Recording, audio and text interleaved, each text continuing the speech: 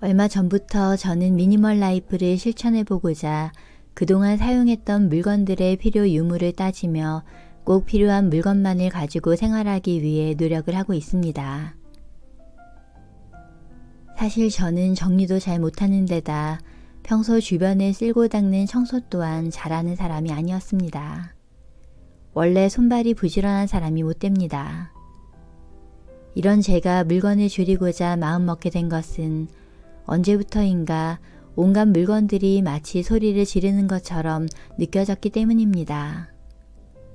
수납장에 아무렇게나 처박혀 있던 잡동사니들이 언제라도 저를 덮치려고 벼르고 있는 듯 보였습니다. 집이 소란스럽게 느껴지니 도무지 하루하루가 개운하지 않아 군더더기를 하나 둘씩 덜어내고 싶어졌습니다. 마음의 군더더기도 공간의 군더더기도 말입니다. 그러나 꽤 오랜 시간을 자타공인 맥시멀리스트로 살아왔던 만큼 물건을 버리기란 쉽지 않았습니다. 그래서 유명한 미니멀리스트의 책을 찾아 읽기도 하고 미니멀 라이프와 관련된 다큐멘터리를 모두 섭렵하며 여러 가지 팁을 수집했습니다. 또 하루 하나 버리기라는 미션에도 도전하며 미니멀 라이프에 가까워지기 위해 정진했습니다. 그리고 불필요한 물건을 비워내는 반복적인 경험을 통해 저는 물건의 역할에 대해 진지하게 생각하게 되었습니다. 제가 생각하는 물건의 역할이란 생활하는 데 도움이 되는 것입니다. 내가 필요로 할 때 알맞은 정도로 도움을 줄 수 있는 것. 그것이 물건의 역할이라 생각합니다.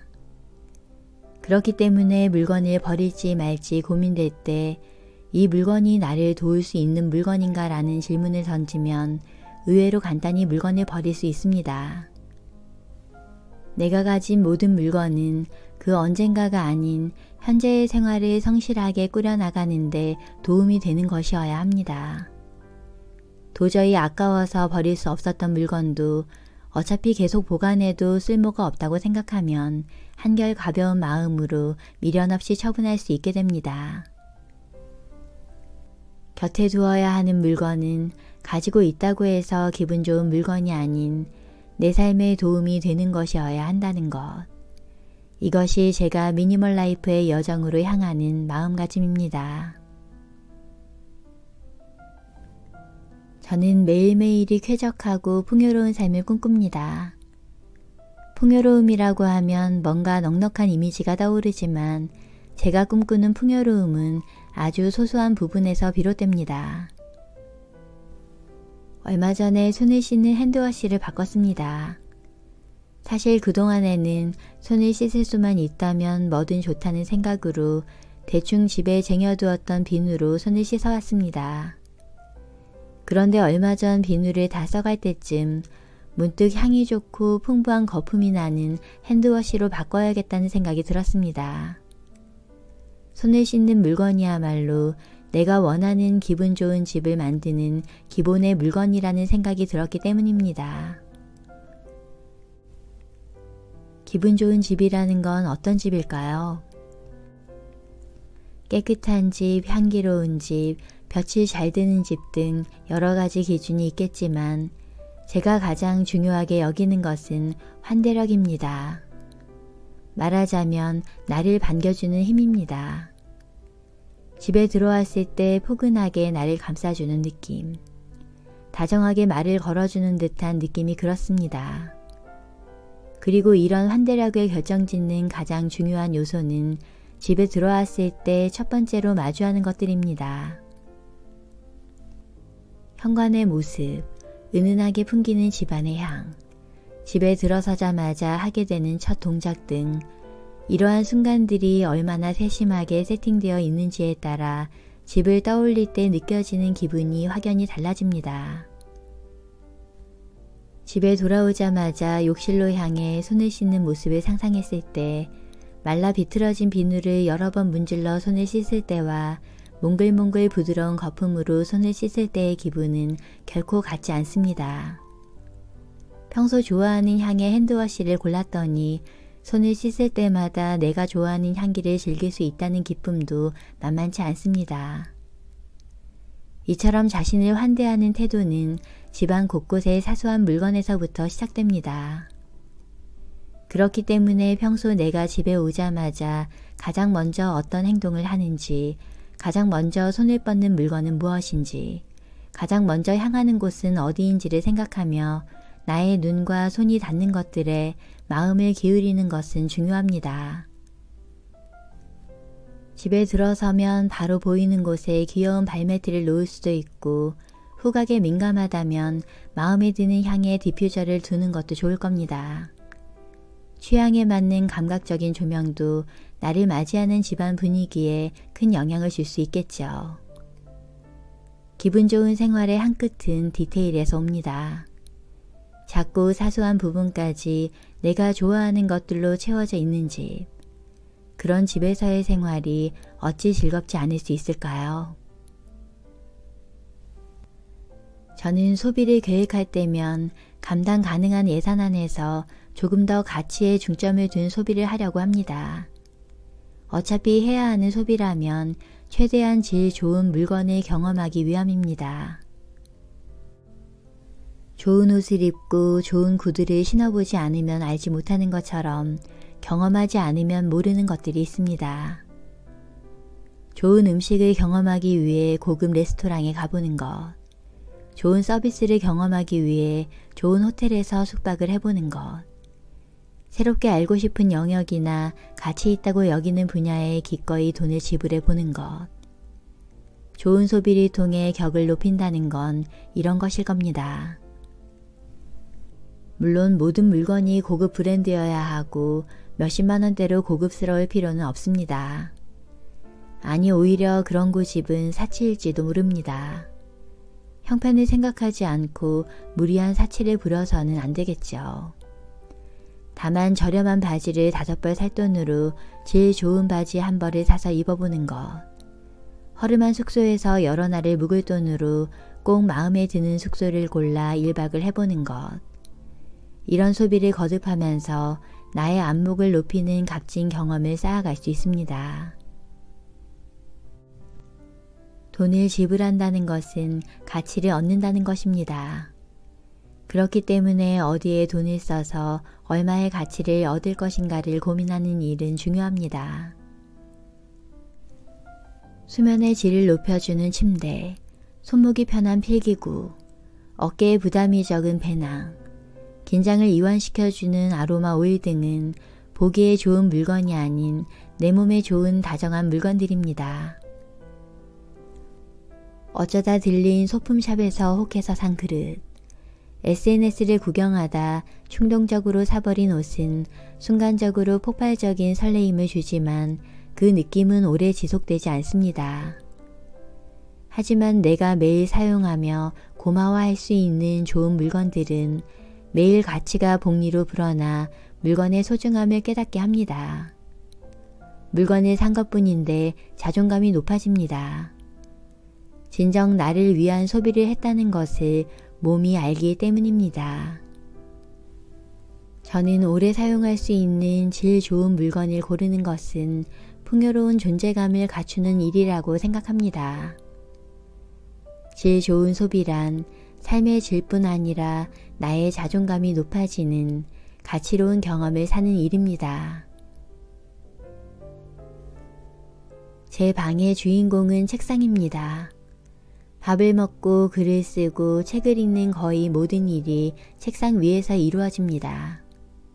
그러다 보니 책상은 늘 어질러진 상태가 기본값입니다. 별 생각 없이 놓아두었던 물건을 들여다보면 지금 하는 일과는 관계없는 무의식적으로 주의를 분산시키는 것들 투성입니다. 그런데 책상 위가 그런 잡다한 물건들로 어질러져 있게 되면 머릿속도 왠지 뒤죽박죽이 되어가는 느낌이 듭니다.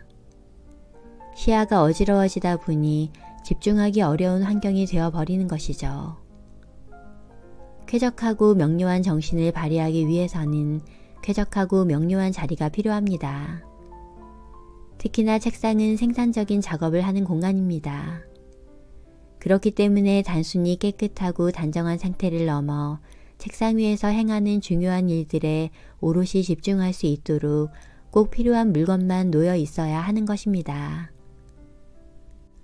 얼마 전부터 저는 자기 전에 하루 동안 어지른 책상을 원래대로 깨끗하게 정리하는 테이블 정리 습관을 실천하기 시작했습니다.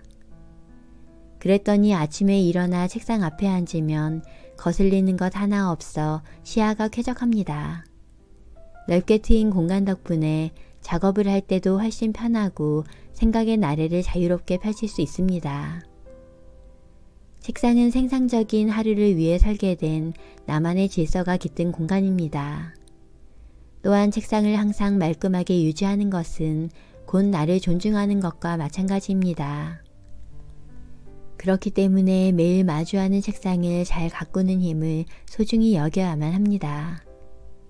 이 점을 염두에 두고 늘 단정하게 유지한다면 오늘의 할 일을 대하는 마음가짐도 자연스레 바로잡히게 될 것입니다. 언제 어디서라도 책을 꺼내볼 수 있는 환경에 자신을 두는 것. 이것은 저의 일상의 철칙이자 자투리 시간을 아끼는 비책입니다. 그래서 저는 늘 가방 속에 책 한 권을 들고 다닙니다. 가방 속 책 한 권이 가장 빛을 발할 때는 예상치 못한 기다림의 순간입니다. 약속 장소에 나갔는데 상대로부터 늦어질 것 같다는 연락을 받을 때가 있습니다. 혹은 예상보다 일찍 도착해 시간이 남을 때도 있죠. 그때 가방 속에 책이 있다면 몇 페이지 정도는 거뜬히 읽을 수 있는 여유를 선물받게 됩니다. 이뿐만이 아닙니다. 대중교통을 타게 되면 습관처럼 휴대폰을 꺼내들어 SNS를 들여다보게 됩니다. 그렇게 핸드폰 액정에 하염없이 집중하다 보면 눈 깜짝할 새 목적지에 다다릅니다. 편도로 30분 정도의 거리라고 하면 왕복으로 무려 1시간이나 SNS를 염탐하면서 시간을 소비하는 셈이죠. 그런데 그 시간에 책을 읽는다면 나에게 필요한 영감을 얻는 유용한 시간이 되어줍니다. 저에게 가방 속 책 한 권은 오늘을 위한 부적입니다. 언제든 열어 젖힐 수 있는 지혜의 문, 아무리 작은 시간도 의미 있게 만들어주는 든든함. 이러한 감정으로 무장한 하루는 얼마나 근사한지 모릅니다. 어릴 때부터 우리는 신발은 벗은 뒤에 가지런히 놓아야 한다고 배웁니다. 그런데 이 가르침은 단순히 물건을 가지런히 놓아야 한다는 것에만 국한되지 않습니다. 신발 정리라는 행위의 중요성에는 늘 뒤를 돌아볼 줄 아는 사람이 되어야 한다는 뜻이 담겨 있지 않을까 합니다. 자신이 남긴 흔적을 정돈해 그 자리에 있었는지도 모를 만큼 사뿐히 떠나는 사람 말입니다. 평소 저의 어머니께서는 식당에서 식사를 끝내고 나면 남은 음식물을 하나의 그릇에 덜어 빈 그릇을 한데 겹쳐 모아 가지런히 두고 나옵니다. 종업원이 테이블을 편하게 치울 수 있도록 마음을 쓰는 습관인 것이죠. 이렇게 식사를 마친 후 그릇과 테이블을 정리하는 것은 몇 번의 손놀림으로 끝낼 수 있는 소소한 행위입니다. 또 이런 것들을 하지 않는다고 해서 일상에 지장을 받거나 좋지 못하다는 소리를 듣지도 않습니다. 그러나 그만큼 누구나 신경 쓰지 않는 작은 행동이기에 되려 그 사람의 센스와 됨됨이가 고스란히 드러납니다. 자신의 발밑과 반경을 살필 줄 아는 사람은 분명 주변까지 자연스럽게 챙길 줄 아는 세심한 사람일 테니까요. 배려란 무엇일까요? 사전에 기록된 의미를 살펴보면 남을 도와주거나 보살펴 주려고 마음을 쓰는 것이라고 합니다. 우리는 보통 타인에게 친절합니다. 얼굴을 마주하면 아무래도 모질게 굴 수 없고 이왕이면 좋은 모습을 보이고 싶기 때문입니다. 그러나 타인에게 비춰지는 내 모습을 신경 쓰며 마음을 쓰는 행위가 저는 배려라고 생각하지는 않습니다. 배려의 본질은 상대방을 기쁘게 해주고 싶은 마음, 이 한 가지 단순한 마음이라고 생각합니다. 가족들이 화장실에 들어갔을 때 기분이 좋았으면 좋겠다는 마음이 들면 조금 수고스럽더라도 말끔히 뒷정리를 하고 나오게 됩니다. 또 식당에서 종업원이 테이블을 치우러 왔을 때 기분이 좋았으면 좋겠다고 생각하면 얼른 냅킨을 집어 흘린 음식이나 얼룩을 깨끗하게 닦게 됩니다. 내가 자리를 뜨고 그 자리를 마주할 사람을 한 번쯤 상상하는 것만으로도 조금 더 다른 행동을 할 수 있는 것이죠. 좋은 평판을 얻고 싶다거나 좀 더 도덕적으로 행동하고 싶어서가 아닌 그저 다음 사람을 기쁘게 하고 싶다는 단순한 기분. 그 마음이 매 순간 조금 더 다정한 행동으로 이끄는 것입니다. 마음을 쓰는 것은 다음을 염두에 두는 일입니다. 내가 떠나고 이 자리에 올 다음 사람을 생각하는 것. 그로부터 비롯한 동작이 모두 배려의 첫걸음이 됩니다. 한 사람의 이런 좋은 마음이 계속해서 이어지고 이어진다면 우리는 얼마나 서로 간에 다정한 연세를 만들어낼 수 있을까요? 저는 매일 가벼운 조깅을 합니다. 활력을 잃어버렸다는 생각에 휩싸여 있던 시기, 체력의 문제가 아닐까 하는 마음에 매일 달리고 걷기를 반복하기 시작했습니다. 그렇게 매일 규칙적으로 걷고 뛰기를 하게 되자 조금씩 몸에 활력이 생겨남을 느끼게 되었습니다.